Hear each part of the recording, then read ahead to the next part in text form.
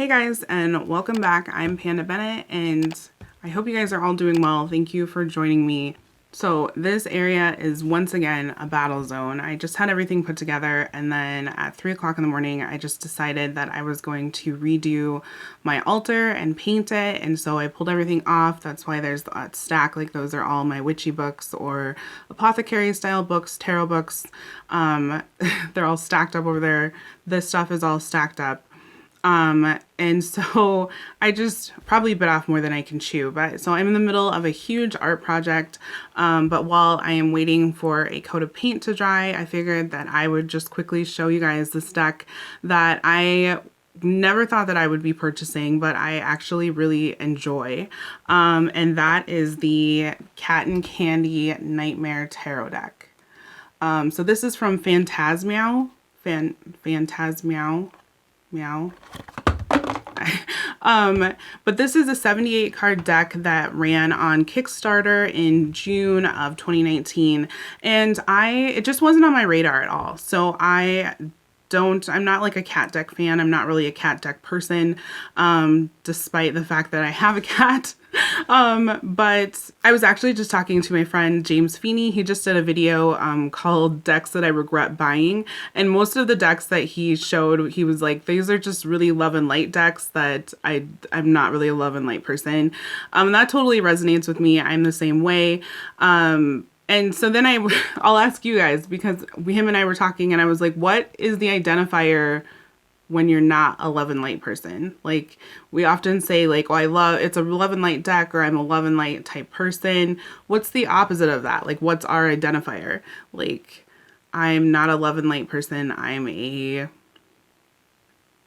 creepy and caring person. I don't know. I don't know. There's got to be something good and well worded, some kind of tag. But anyways, I can't find it. If you guys know, definitely let me know. So first of all, it's a 78 card deck. Whoops. And these card backs are absolutely awesome. I love this. I love this coloring together, the cotton candy, blue and pinks. My husband, when I unboxed this, he was just like, you got a cat deck? And I was like, but wait, there's nightmares and dead things. And this deck is totally me. I absolutely love it. It follows the Rider-Waite-Smith system. The images perfectly. It's a great clone deck. The aces have the little jelly beans. I love this devil card. The sides, they're not gilded, so the deck is just bare, but that's okay. It's like a semi gloss. They're not super glossy, as you can see there. They shuffle nice. They're not sticky at all. I love this 10 of Swords.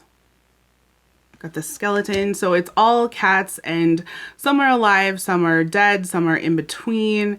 Skeletons. This is a death card, which is amazing. I really like the sword suits from this. The Hierophant. And I love this. The lovers.